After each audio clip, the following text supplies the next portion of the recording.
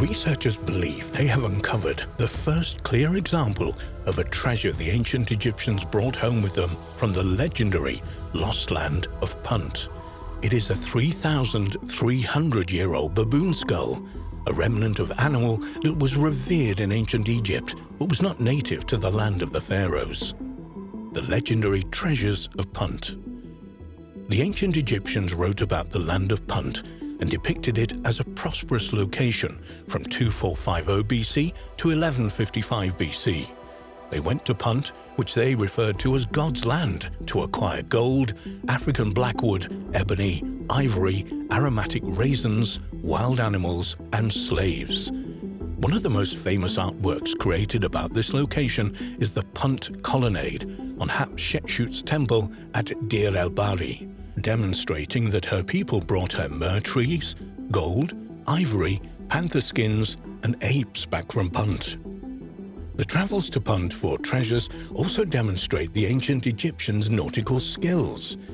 Nathaniel Dominy, a primatologist at Dartmouth College and lead author of the new study, explained that the long-distance seafaring between Egypt and Punt, two sovereign entities, was a major milestone in human history because it drove the evolution of maritime technology. Trade in exotic luxury goods, including baboons, was the engine behind early nautical innovations. Archaeologists believe that the land of the Punt was a real place. However, there is still a debate about where it was actually located. Ethiopia, Eritrea, and Somalia are just a few of the proposed locations. This is why researchers have taken a particular interest in the 3,300-year-old baboon skull. If this baboon really did come from Punt, and they could identify its homeland, the mystery may be solved. Dominy states in a press release, "Many scholars view trade between Egypt and Punt as the first long maritime step in a trade network known as the Spice Route, which would go on to shape geopolitical fortunes for millennia." Other scholars put it more simply, describing the Egypt-Punt relationship as the beginning of economic globalization. Baboons were central to this commerce, so determining the location of Punt is important. For over 150 years, Punt has been a geographic mystery. Dominy says, "Our analysis is the first to show how mummified baboons can be used to inform this enduring debate." Analyzing the baboon skull. Even though there are records and artwork listing and depicting the goods Egyptians took from Punt, Science magazine reports that archaeologists have found little hard evidence for treasures from Punt to date. Dominy and his colleagues believe that their research will change that. They identified a Hamadryas baboon skull tucked away in the British Museum's archives and think that the fossil that was discovered in Thebes, Luxor, in the 19th century came from Punt. The results of their study, published on eLife, explains that they studied the chemical isotopes in the baboon's tooth enamel to try to pinpoint the animal's birthplace. Isotopic analysis is a useful tool for this endeavor because different places have distinct ratios of strontium isotopes in the soil and water, and this isotopic signature of the place where the animal lives the first years of their life is seen in their tooth enamel, thanks to the water they drink and the foods they consume. No matter where the animal lives later in life, their homeland's isotopic signature remains in their tooth enamel, unaltered by time.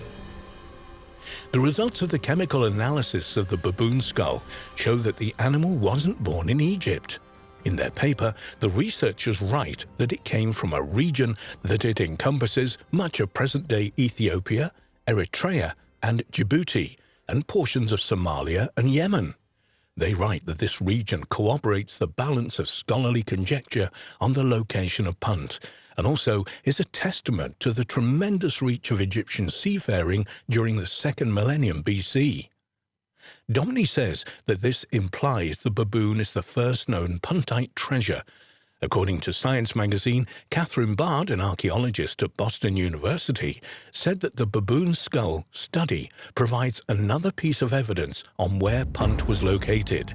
Bard believes that Punt is either in Eritrea or eastern Sudan. She also tells Science magazine that this isn't the first example of a treasure from Punt, because her excavations at Mercer Wadi Goasis unearthed obsidian ebony fragments, which she asserts came from Punt.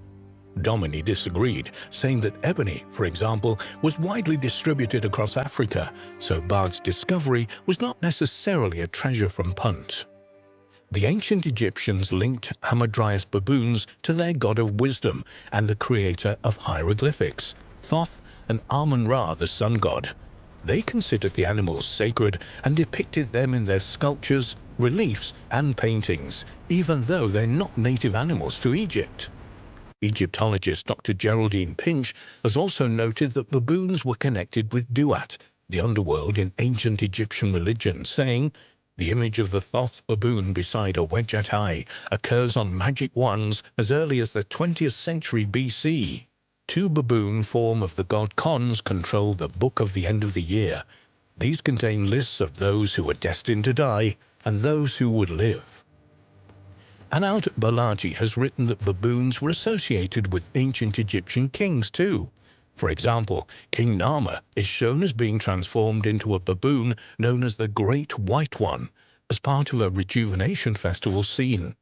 Bajaji noticed that some scholars opine that the title of this god is derived from the silver-grey mane of a dominant Hamadryas, and individual ancestors were ritually deified in the form of baboons and received cultic offerings.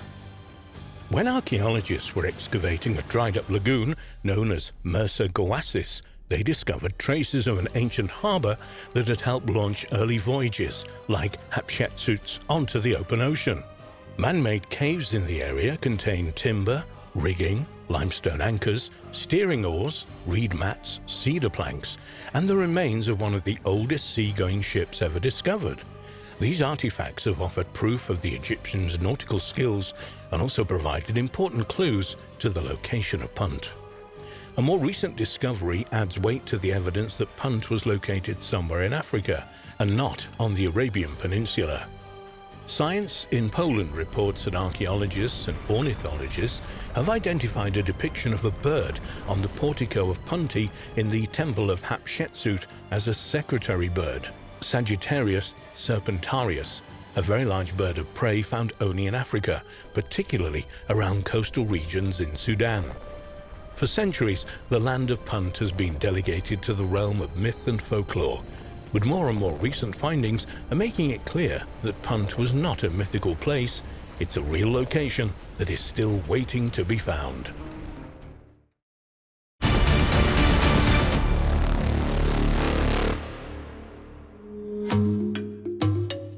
A spectacular recent find from Kenya by Meave Leakey of the National Museum of Kenya and her colleagues has caused controversy in the scientific world.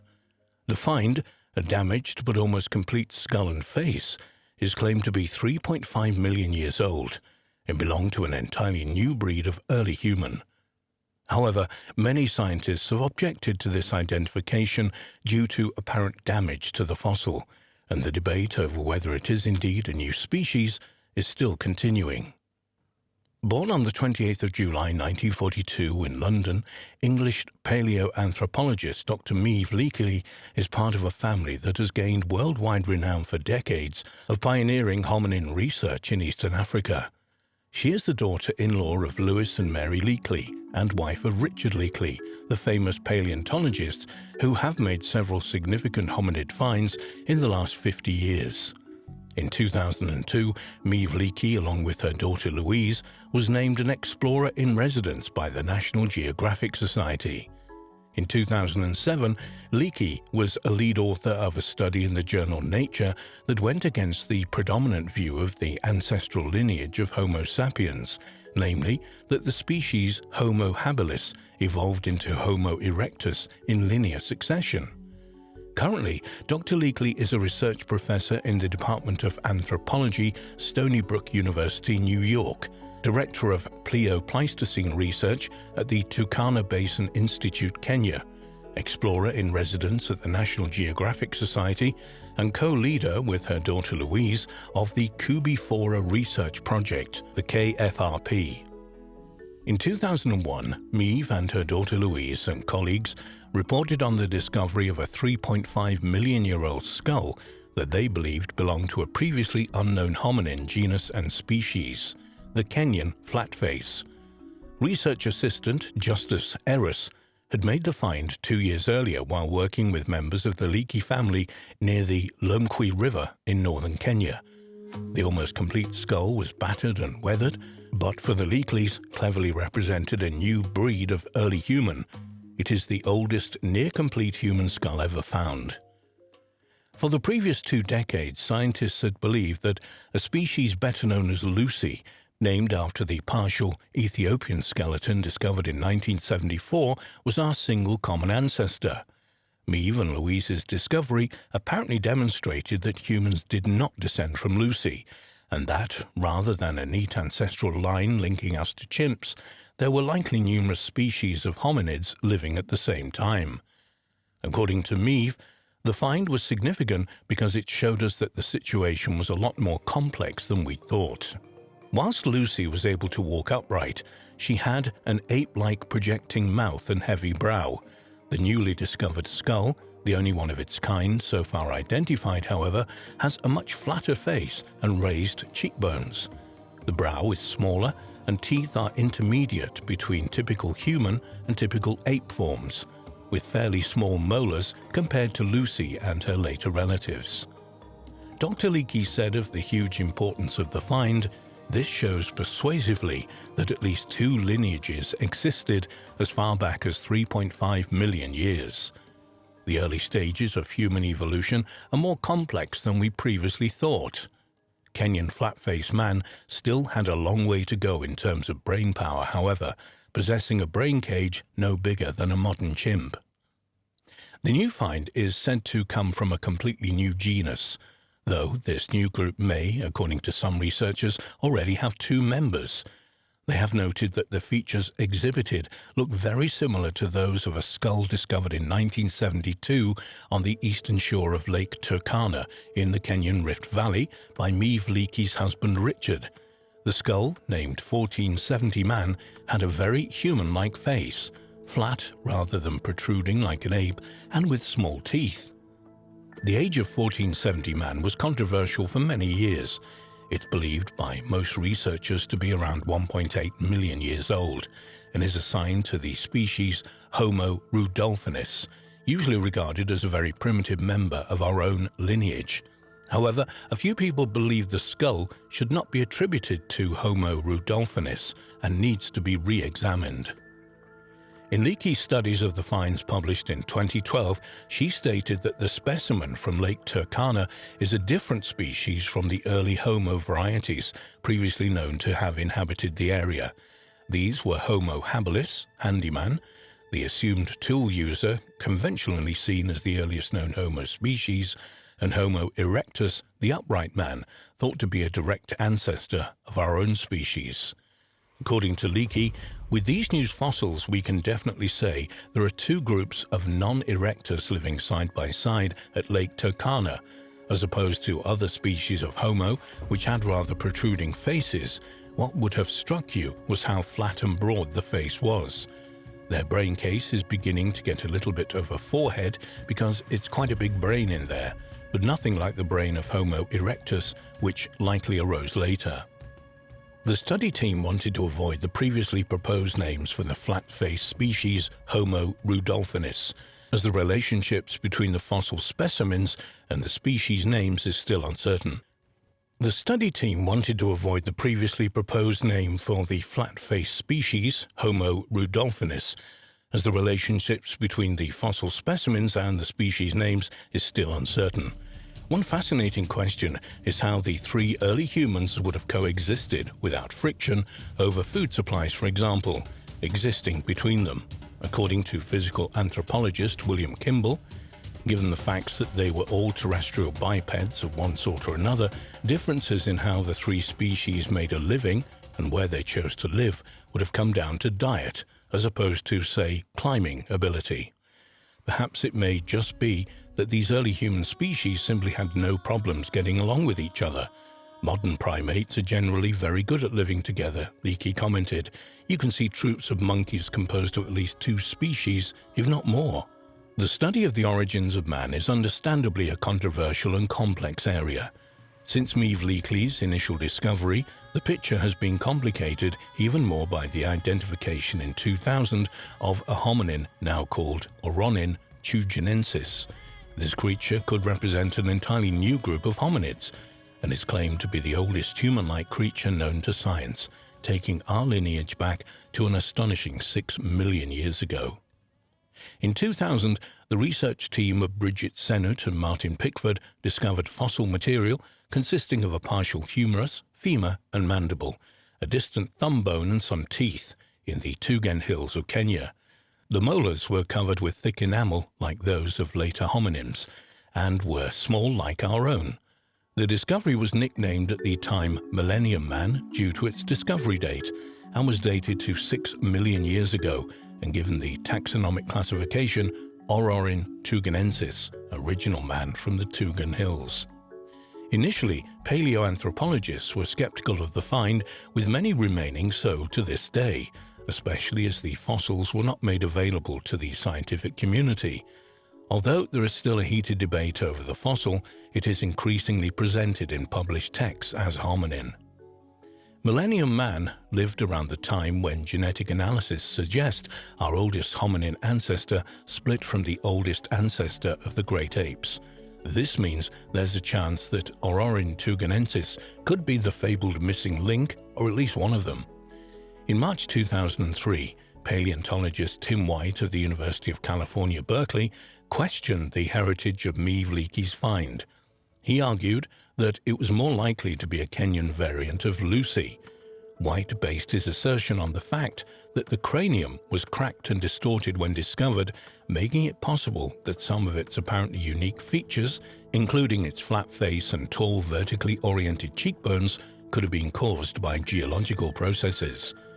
Fred Spoor of the University College London, who was part of the team that found the Kenyan flat-faced man fossil, disputed such objections and made a new, detailed study of the skull. From examining computed tomography scans, Spoor concluded that the upper jaw had suffered much less distortion than the rest of the cranium. So he focused his studies on that bone, correcting for the distortion present, and concluded that Leakey and her colleagues had been correct in designating the fossil a new species.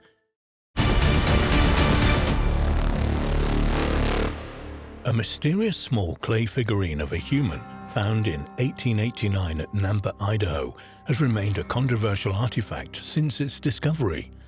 As the figurine was found at a depth of 300 feet in a geological stratum that dates to around 2 million years ago, some researchers believe the culture that created it must have flourished at the same period. But according to conventional chronology, this is simply not possible.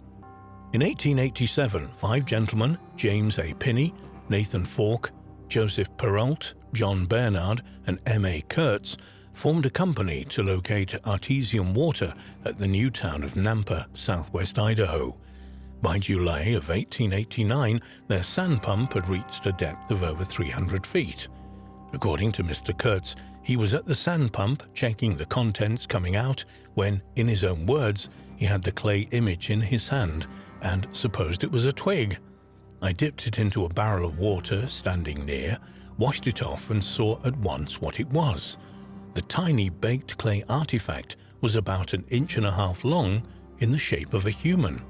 American amateur geologist George Frederick Wright later wrote about the discovery in his book, The Origin and Antiquity of Man. The record of the well shows that they had penetrated first about 50 feet of soil, then about 15 feet of basalt, and afterwards passed through alternate beds of clay and quicksand, down to the depth of about 300 feet when the sand pump began to bring up numerous clay balls, some of them more than 2 inches in diameter, densely coated with iron oxide. 2 million years old. Wright went on to describe the mysterious figurine. It was a female figure and had the lifelike lineaments in the parts which were finished that would do credit to the classic centers of art. American archaeologists at the time noticed that the apparent similarities between the Nampa figurine and those of Upper Paleolithic Europe. But how had the figure ended up in a geological formation from the Pliocene-Pleistocene transition dating to approximately 2 million years ago? The oldest known example of a depiction of a human being is the Venus of Hohlfels from a cave in the Swabian Alps of Germany, which is dated to between 40,000 and 35,000 years ago. Does the incredibly ancient Nampa figurine challenge the evolutionary scenario, as some independent researchers have suggested? What mysterious culture existed in North America 2 million years ago who could have been sophisticated enough to craft such an object? Perhaps the figure shows that intelligent humans might have existed on Earth far earlier than originally believed by science. The Nampa figurine has been held up by some as a perfect example of an out-of-place artifact, objects found in contexts that are way out of sync with the accepted chronology of human history. For some researchers, such artifacts place a huge question mark against what we think we know of the world and its history. Some argue that these discoveries offer persuasive evidence that in remote antiquity, mankind was significantly more advanced than we could ever imagine. They insist that at various times in prehistory, we have reached a high level of civilization only for it to be subsequently destroyed without a trace by natural or man-made catastrophes. Two well-known examples of such out-of-place artifacts are the supposed fossilized human footprints discovered in the 1880s at the summit of Big Hill in the Cumberland Mountains in Jackson County, Kentucky, and an apparently man-made object enclosed in rock known as the Costco artifact, which to all intents and purposes resembles a modern spark plug. The Kozo artifact was initially believed by some to be more than 500,000 years old and belong to an unknown, impossibly old civilization. However, later research into the object concluded something entirely different. Two researchers believing the object to be relatively modern enlisted the help of the Spark Plug Collectors of America. They sent letters and copies of the X-rays of the artifact to 4 different spark plug collectors who had no knowledge of the case and had never seen the pictures before. The collectors independently came to the same conclusion. They were certain that it was a 1920s-era Champion spark plug, one that probably powered a Ford Model T, and had been modified possibly to serve the mining operations in the Kozo mountain range. The amount of decay in the artifact was an almost perfect match for the rates of decay that would occur in a spark plug from this era. So the Kozo artifact had been lying on a mountain for no more than 40 years and had not been encased in rock at all, but in a material composed mainly of hardened clay with a mixture of organic matter. Understand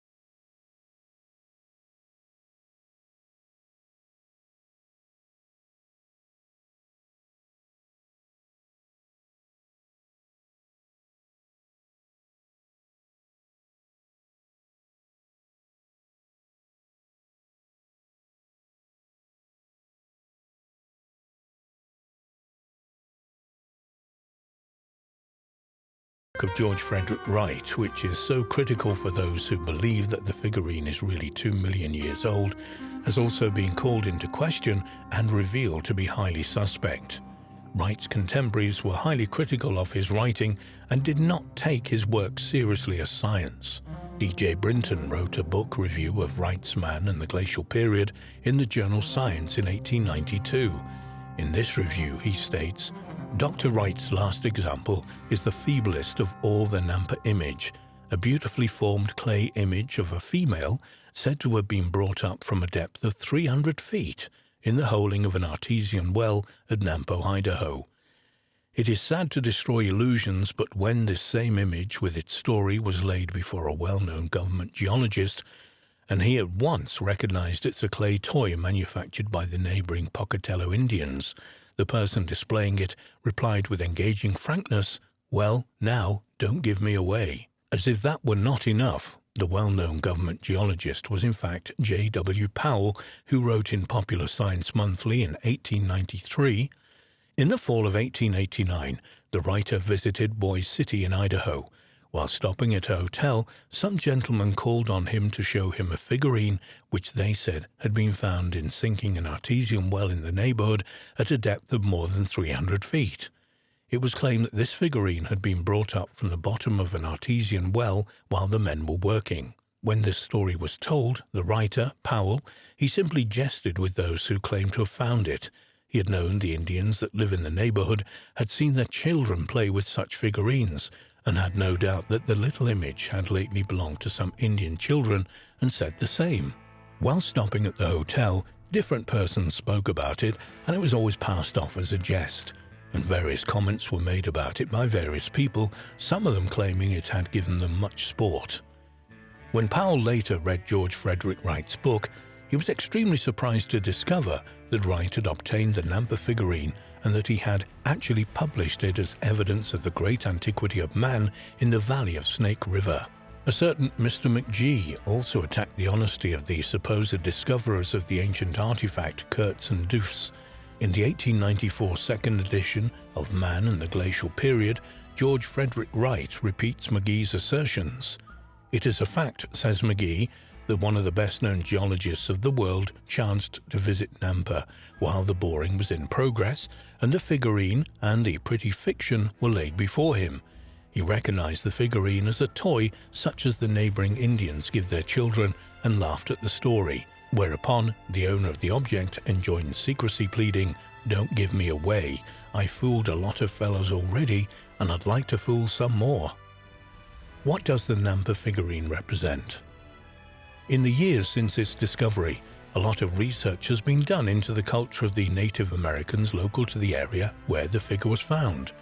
These studies have found, as J.W. Powell stated 120 years ago, that small, fragile clay figurines like the ones discovered were common to these Native American tribes in the late 19th and early 20th centuries. The evidence overwhelmingly points to the Nampa figurine being a hoax, perpetrated at a time when such stunts were popular and people enjoyed their brief notoriety.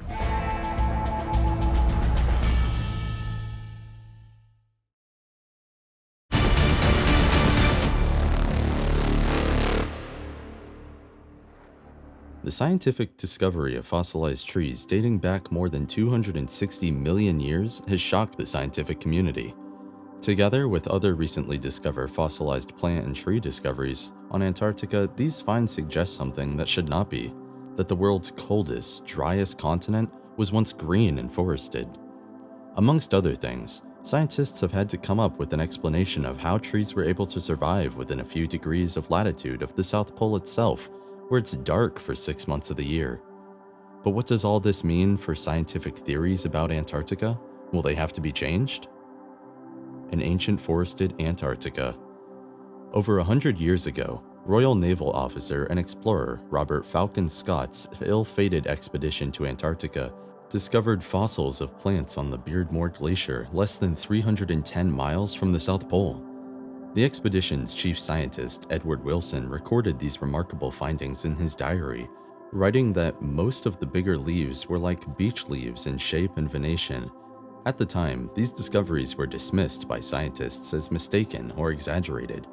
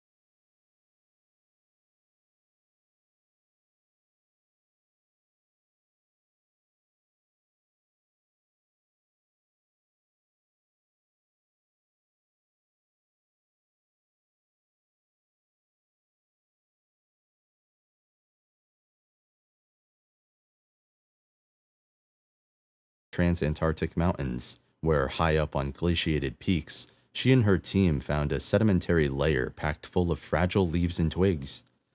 Analysis showed that these fossils were the remains of stunted bushes of beech dating back to mere 3 to 5 million years old.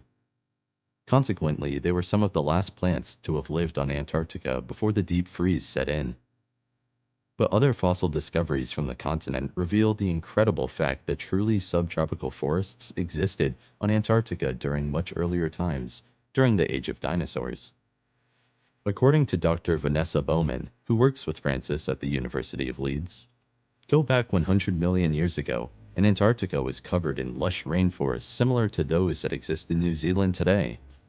We commonly find whole fossilized logs that must have come from really big trees. But the strangest and most inexplicable characteristic of these polar forests was their adaptation to the Antarctic light regime. Close to the pole, in winter, it is always night, while in the summer the sun shines even at midnight. Professor David Bierling of the University of Sheffield explained the problem that these Antarctic trees must have faced.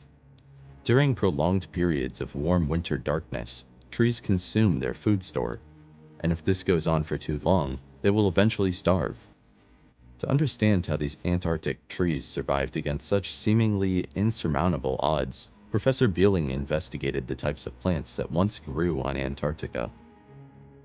What we did was grow seedlings of these trees in blacked-out greenhouses where we could simulate Antarctic light conditions. We also raised temperature and CO2 concentration to match ancient growing conditions. We found that trees made so much food during the summers that this eventually caused photosynthesis to slow down. As a result, they couldn't fully take advantage of the long hot summers for photosynthesis. So, Professor Bierling's experiments demonstrated that trees were able to cope extremely well with the highly unusual environment. These hardy ancient trees were also able to withstand alternating months of pure sunlight and darkness, before eventually succumbing to history's greatest mass extinction. The discovery of fossil trees. In 2016, Eric Gulbranson, a paleoecologist from the University of Wisconsin-Milwaukee, and his team discovered the oldest polar forest on record from the southern polar region. Although the forest has not yet been precisely dated, Gulbranson believes it probably flourished about 280 million years ago before being swiftly buried in volcanic ash, which fortunately preserved it down to the cellular level. In Gulbranson's words, "They're actually some of the best preserved fossil plants in the world. The fungi in the wood itself were probably mineralized and turned into stone within a matter of weeks. In some cases, probably while the tree was still alive. These things happen incredibly rapid. You could have witnessed it firsthand if you were there." Ancient fossil trees that date back 100 million years can also be found in a small part of Alexander Island on the west coast of the Antarctic Peninsula, with logs up to 23 feet high still standing upright. Incredibly, the roots of these coniferous trees are still attached to the carbonaceous soil deposits today. Scientists from Rice University in Houston, Texas, undertook research on fossilized from the Antarctic Peninsula, and were extremely surprised to discover that the region was covered in tundra up to 12 million years ago. The continent's gigantic ice sheets began forming about 38 million years ago, with the Antarctic Peninsula the last area to be covered in ice. There has always been controversy in the scientific community about how quickly this glaciation took place. Scientists have now determined the exact species of plant that existed on the Antarctic Peninsula 12 million years ago, and concluded from fossil record that there was a long, gradual process of glaciation over the peninsula. In 2018, more new forests were discovered by researchers from the University of Wisconsin-Milwaukee on the frozen slopes of the Transantarctic Mountains. Here, they discovered gray rocks containing fossils from Antarctica's ancient forested past. The team discovered fossil fragments of 13 trees that are well over 260 million years old, showing that this forest flourished at the end of the Permian period, before the first dinosaurs walked the Earth.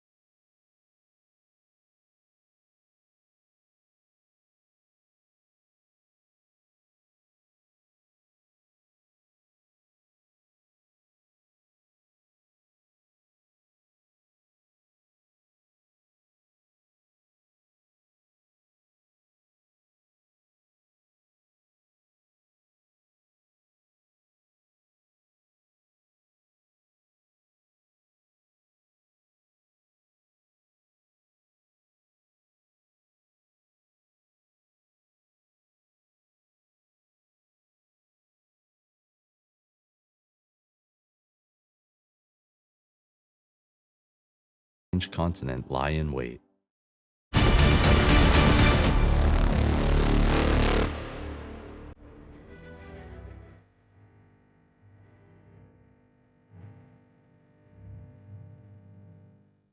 Researchers in Turkey are about to embark on an excavation at the ancient site of Karahan Tepe, and they believe it's much older than Göbekli Tepe, the famous zero point of world history.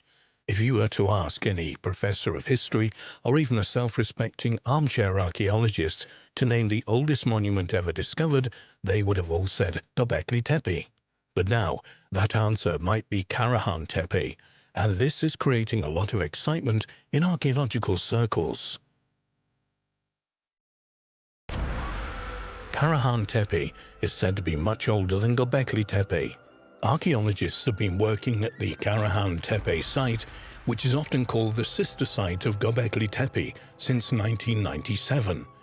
The site is located near Yagmulu and roughly 35 kilometers east of the 12,000-year-old Göbekli Tepe site.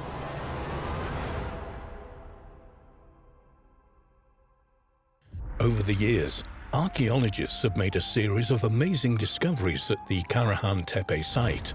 In particular, tons of buried T-shaped obelisks, similar to the ones carved with wild animals at Göbekli Tepe, have led researchers to conclude that Karahan Tepe is much older than its younger sister, Göbekli Tepe.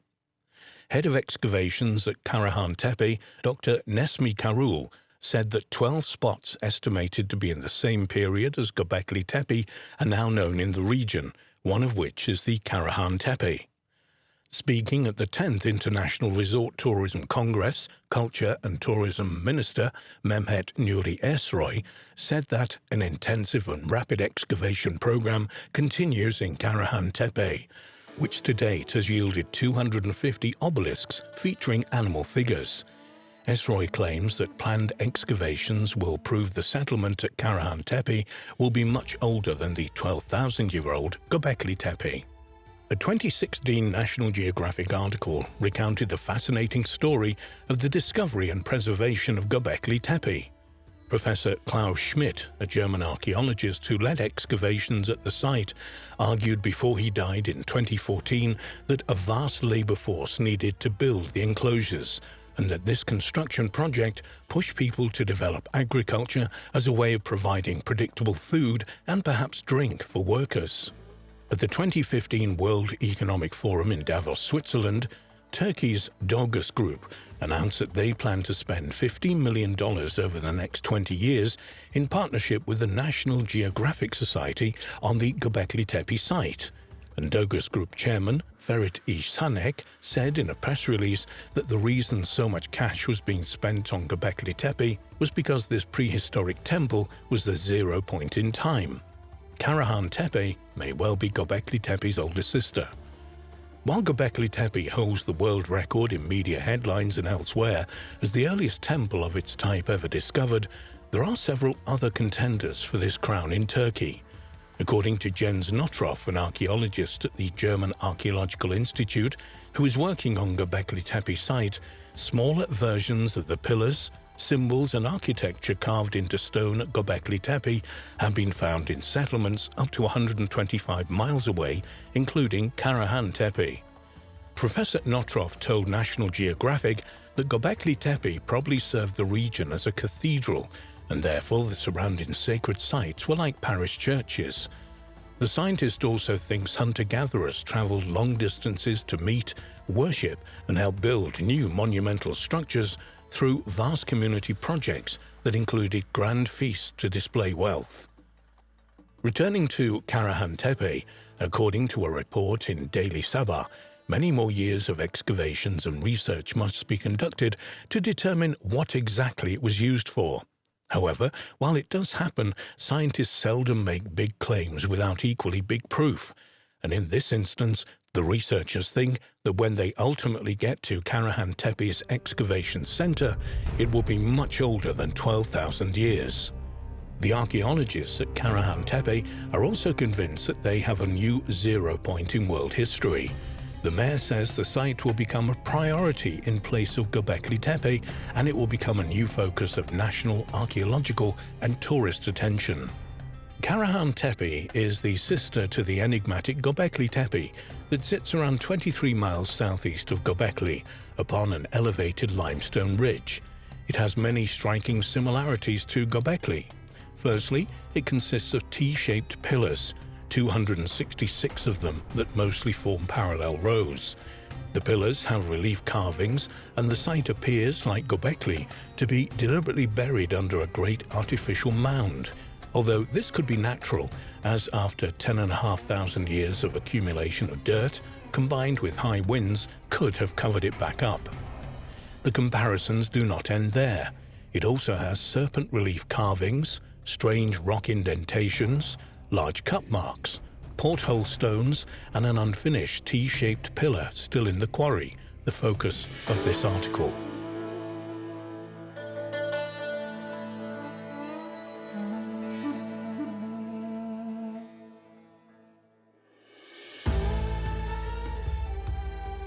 Karahan Tepe was first discovered in 1997 and was surveyed in 2000 and again in 2011.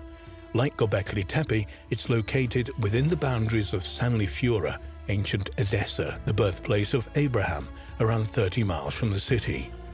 It's not an officially recognized tourist site, so they had to plan their trip carefully as it was on private land upon the Tek Mountains. Fortunately, a well-placed, probably modern standing stone marked the entrance to the track that led to the farm that is located behind. When Andrew Collins visited there in 2004, the person who showed him around was warned he would get a beating if they found anyone had visited there. 10 years later, and the owners welcomed the occasional visitor with tea and information. No beatings entailed, just sweet hot beverages and conversation after the morning visit. The dating of the site is impressive, as it's dated to 8,500 BC, contemporary with the now submerged Navali Quarry and the later stages of Göbekli Tepe. There are obvious similarities to these and other sites in the vicinity, but we've heard that there was a quarry on site where an unfinished T-shaped pillar still sits within the bedrock. Kevin Fish diligently searched for it with only one clue, that it was directly to the west of the main enclosure, as mentioned in the 2011 report. Kevin eventually converged at the impressive monolith. It lies on a rock face sloping 30 degrees towards the setting sun. At 18 feet long, it would probably be the largest monolith at the site. The site is not excavated yet, so this can't be confirmed, and weighs in at around 30 to 40 tons. Its downward angle on the slope on natural exposed rock face may have been why this was a preferred spot to quarry from. As archaeologist Bahattin Selik explains, this is quite a practical technique, with roughly chiseling on the side of the rock to produce a T-shape, whilst carving the other side 40 centimeters wide and 1 meter deep.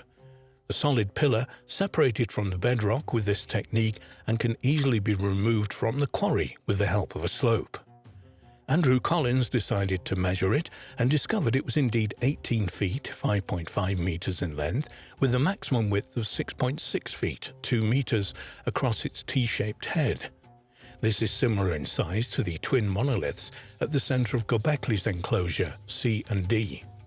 The weathering was very bad, much like the exposed parts of the pillars on the main hill. However, what lies underneath could be as well preserved as Göbekli Tepe. Altogether, Karahan Tepe is a fascinating site that begs excavation, as the significance of the nearby Göbekli Tepe has now hit the headlines. After leaving the site, the visitor wondered if the location of the choice of rock was significant. Was the direction of the quarry from the main temple an indication of a tradition that existed as far back as 10,500 years ago? Andrew Collins discussed the possibility that, indeed, it could be the case, as bringing quarried stone from the west to the east may represent bringing it into the light, sunrise, from darkness, the sunset. However, the remaining 14-foot pillar still on the eastern slope had further avenues slightly further east of it, so again it showed a possible west to east movement. Alternatively, it could also represent an east-to-west direction from the smaller quarry to the main enclosure. After searching through some Masonic texts, a reference was found to a ceremony where the initiate had to move in that direction, east to west. Why this is perhaps could represent facing one's own death, as initiation rites such as these are often about facing deep-rooted fears. Whether this was on the minds of the builders of Karahan Tepe, we'll never know, unless, of course, the site gets excavated and evidence emerges. From now, we can only speculate. Another aspect that grabbed Andrew's attention was the fact that the parallel rows appeared to be serpent-like, weaving up or down the main hill or from the main enclosure. In his initial report, Andrew stated, "It's even possible that these zigzagging pairs of stones making up the stone avenues located on the northern, eastern sides of the tepe signify the path of snakes, which are seen to descend like living energy into the valley below." This idea is given credence through the fact that carving on the stones seems directed up the hill, as if the direction of movement is downwards through the various sets of gateways. After coming to this conclusion, Andrew dreamt of snakes, their tails tied together, each one trying to break free of its bondage, all of them writhing about in the process.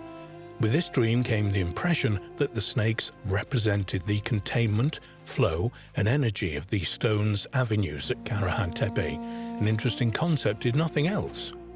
Earth energy springs to mind, as it has been found in Avebury, Brittany and Cornwall that stone avenues mark the path of telluric earth energy currents, with a crossing point often at the center of the complex, which would naturally congregate on a hilltop. More research needs to be carried out to confirm this hypothesis, but with the serpent symbolism at such a remote site, it could even reveal the origins of geomancy and earth energy science. When they go back in September, they will have some equipment to take readings and dowsing rods to find out if this is the case.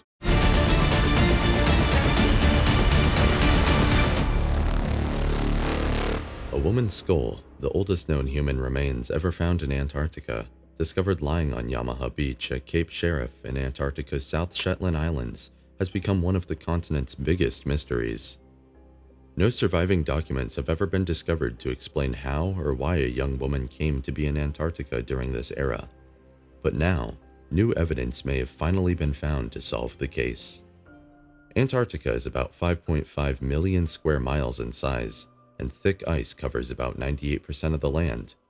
The continental ice sheet contains about 7 million cubic miles of ice, making up about 90% of the world's ice and 80% of its fresh water.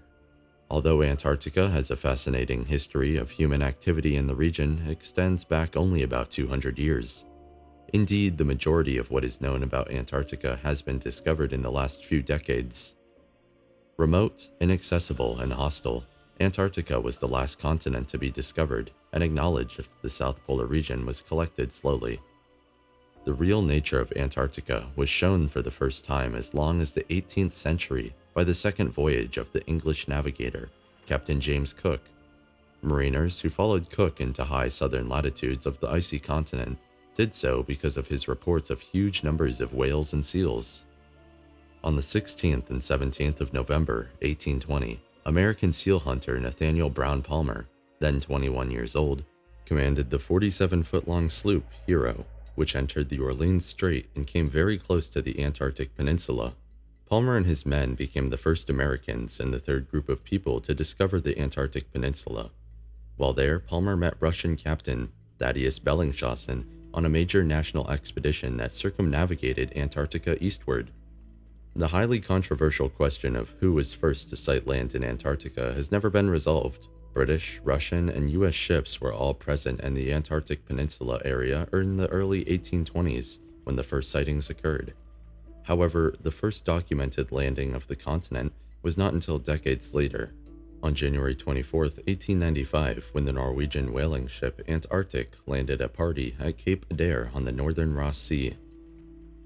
From the late 18th to the mid-20th century, whalers and sealers operated in the rich seas surrounding the continent.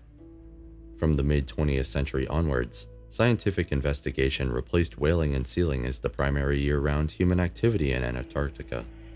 These days, around 1,200 people spend the winter in Antarctica. All of these are scientists and their support staff. Yamana Beach is an ice-free beach located on the west coast of Cape Sheriff in the north extremity of the Ioannis II Peninsula, Livingston Island in the South Shetlands of Antarctica. Sometime in 1985, human remains were discovered by chance the remote Antarctic beach by Chilean biologist Dr. Daniel Torres. According to Torres, on the afternoon of January 7, 1985, I was doing a census of mammals and also collecting marine refuse on Cape Sheriff, Livingston Island. On the beach, I saw a big plastic container and an enormous plastic orange buoy. I went to the buoy first to collect it, and as I headed along the beach, I noticed that among the very dark volcanic stones, there was one very white stone. But when I got closer, I saw that on the surface of the stone there was a series of lines that looked like a human skull. Obviously, I stopped and went up closer, and I was able to establish that it was a human cranium, half buried in this very thick volcanic sand, 40 meters away from the shore.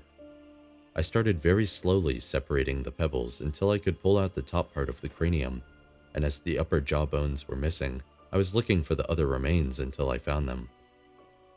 Subsequent analysis of the skull at the Chilean Antarctic Institute revealed that it belongs to a young woman of 21, at the most. But who was she, and what was she doing in this remote spot? In January 1987, part of a human femur was found inland from Yamana Beach, and in January 1991, another part of a femur was found close proximity to the site of the earlier 1987 find. It was later revealed that the remains were of an indigenous female from southern Chile, who is believed to have died between 1819 and 1825. This makes the woman's bones the oldest known human remains ever found in Antarctica. But how did she get there?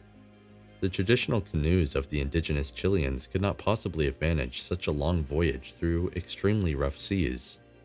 Fascinatingly, the girl's dates match up with the first known landings on Antarctica, though the location of the discovery was unusual, at a beach camp made by sealers. Female sealers were absolutely unheard of at the time. One theory is that the girl was an indigenous guide, translator, or navigator to the sealers traveling from the northern hemisphere to the Antarctic islands. But women taking part in such expeditions to the far south in the early 19th century was unlikely, though not impossible. Another much darker theory is that the girl was taken by force from her home in what is now southern Chile by sealers, and abandoned in the area where her remains were found 175 years later. Perhaps we will never know. There are no surviving documents explaining how or why this young Chilean woman came to be in Antarctica at this time. Her bones marked the start of human activity on Antarctica and were a hugely significant discovery for archaeology. But they are also of vital importance to the history of Antarctica as a whole, as they could be proof that Chile, which lies about 620 miles away from Antarctica, made the first known landings on Antarctica. It must be added that this is disputed in some quarters. Some researchers believe that in 1819, officers, soldiers, and seamen of the storm-damaged Spanish ship San Telmo, the flagship of a Spanish naval squadron bound for Peru, may have been the first people to land on Antarctica. If any crew members survived the initial sinking of the San Telmo north of Livingston Island and managed to get to Antarctica, they would have been the first humans in history to reach the continent. Indeed, some remnants and signs of wreckage were later said to have been found on Livingston Island in the South Shetland Islands by the English Captain William Smith, on board of Brig Williams, who arrived at the island of Livingston in October of the same year.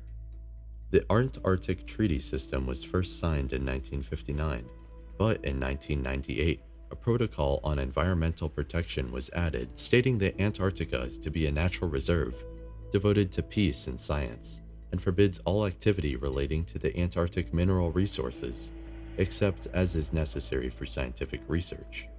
But significantly, this is the part of the treaty that could come under some review in 2048, 50 years after it was signed. On that date, the prohibition on mining resource extraction could be changed or scrapped completely. According to Klaus Dodds, professor of geopolitics at Royal Holloway University of London, there is a huge political storm coming connected with Antarctica. Lots of people just don't understand that there's a darker side to Antarctica. What we're seeing is great power politics play out in a space that a lot of people think of as just frozen wastes. The reason 2048 looms large is because if certain countries feel that the prohibition on mineral exploitation is no longer to be respected, people worry that the whole thing could unravel. 7 nations laid overlapping claims on Antarctic land when the treaty was adopted: Argentina, Australia, Chile, France, New Zealand, Norway, and the UK. The treaty holds all these claims in place and prohibited any new ones from being established. The treaty also puts any expansions to territorial claims to Antarctica on hold, but the big players, usually China and Russia, are thinking about this particular episode around 2048 and planning ahead.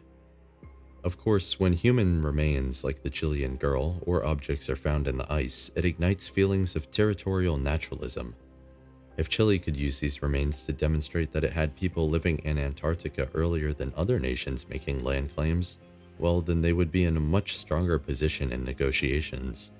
A number of countries are now subtly trying to help their claims in Antarctica in differing ways, such as financing scientific research, historical investigation, and constructing research bases around the continent. It looks like the future of this remote icy continent may be more complicated and controversial than anyone could have ever imagined.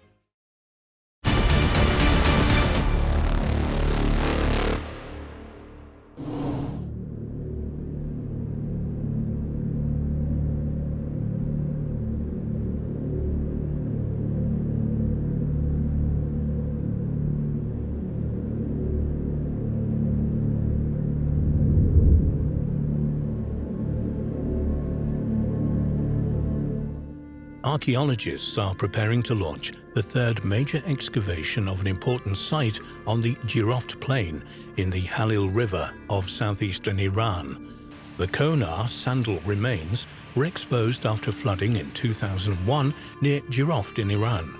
Sheltering by towering, rugged mountains on 3 sides, this hidden jewel was revealed to be a sprawling Bronze Age urban settlement built by a magnificent kingdom whose existence had been previously excluded from the annals of history.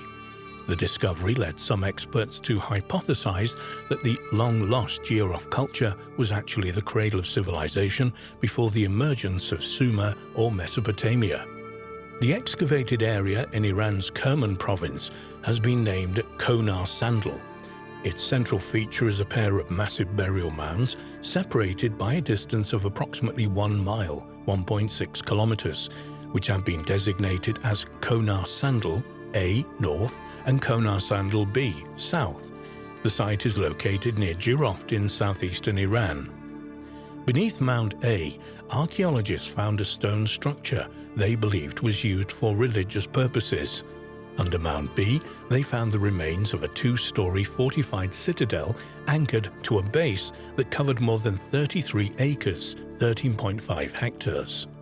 At the foot of the mounds, deeper digs have revealed the presence of many smaller buildings, and it's believed that similar structures will eventually be unearthed in the space between the 2 mounds and elsewhere in the subterranean surrounding environment. In addition to the excavated structures, Konar Sandal has also yielded a plenitude of stunningly attractive and finely crafted artifacts, revealing the existence of a culturally sophisticated people who created and resided in an indisputably advanced society. Unlike the first 2 explorations, which were carried out by international teams, this new excavation will be strictly an Iranian affair, sponsored by the country's Research Institute of Cultural Heritage and Tourism. The demarcation project is aimed to determine the legal boundaries of the prehistorical site, explained the Kerman provincial tourism chief, who referred to the Konar Sandal site as one of the most important Bronze Age cities in Southwest Asia. This is a strong contention, but in fact this assessment may be unduly modest. The first section of the Jiroft Plain site and necropolis was discovered in 2001. Heavy flooding of the Halil River washed away tons of topsoil that had previously covered it, exposing a complex of ancient tombs no one had ever expected to find. Impressive hauls of Bronze Age jewelry, ceramics, tools, drinking cups, board games, and a variety of decorative items inlaid with semi-precious stones were recovered from the unearthed cemetery. Unfortunately, the initial discoverers were looters and antiquities black marketers who stole and sold many valuable artifacts before law enforcement and the military finally arrived to secure the site. After this initial discovery, the first official excavation at Jiroft began in 2003 under the leadership of the Iranian archaeologist Dr. Youssef Majidazeh. It ended in 2007, and he published his team's findings shortly thereafter. Based on radiocarbon dating, the archaeologists concluded that the Jiroft civilization that built the integrated urban complex had reached the peak of its power and prosperity at around the year 2500 BC. However, signs indicated that initial construction on the complex may have begun as long ago as the 5th millennium BC. During this excavation, and during another that was launched in 2014, archaeologists continued to find many valuable and intriguing artifacts inside the mounds and beneath the surrounding landscape. Most notably, they also found 4 tablets inscribed in 2 different languages, one of which was composed entirely of geometrical figures and could not be compared to anything that had been found before. So, just how significant was the discovery of this long-lost, literate kingdom in a bleak, desolate area of Iranian desert? Significant enough to throw the identification of Mesopotamia as the cradle of civilization into question. Jean Perrault, a French archaeologist with previous excavation experience in Iran, was invited to inspect the site and its contents during the earliest stages of the first excavation. When asked to share his impressions, he stated the following: "An area we formerly regarded as resided only by nomads and their cattle was the heart of an incredibly advanced civilization. In this area, people lived with a social hierarchy. These people had an explicit view of the world, which distinguishes them from the Sumerians. Henceforth, we must consider Jiroft as the origin of civilizations and refer to all other civilizations as pre- or post-Jiroft civilization." There may be a bit of hype in this statement, since Sumerian civilization can be traced back at least as far, if not farther, than the Jiroft civilization to the 5th and 6th millenniums BC. But given that Mesopotamia and southern Iran are separated by only 600 miles, 1,000 kilometers, there exists the possibility that the Jiroft civilization shared a common ancestor with the Sumerians, and that perhaps the two split following the chaos, confusion, and destruction caused by the great floods that occurred at the end of the last ice age. At the very least, it's reasonable to assume that the peoples of Mesopotamia would have interacted with their Jiroftian neighbors to the east, perhaps to a significant enough extent that each culture was influencing the development of the other. In fact, many of the artifacts discovered at Konar Sandal are decorated with mythological imagery that seems to link its culture with that of Mesopotamia. The Jiroft civilization specialized in the creation of pottery using a semi-precious mineral known as chlorite, and examples of this pottery containing strikingly similar iconography have been found at various archaeological sites throughout the Middle East and Asia, including sites identified with Bronze Age Mesopotamia.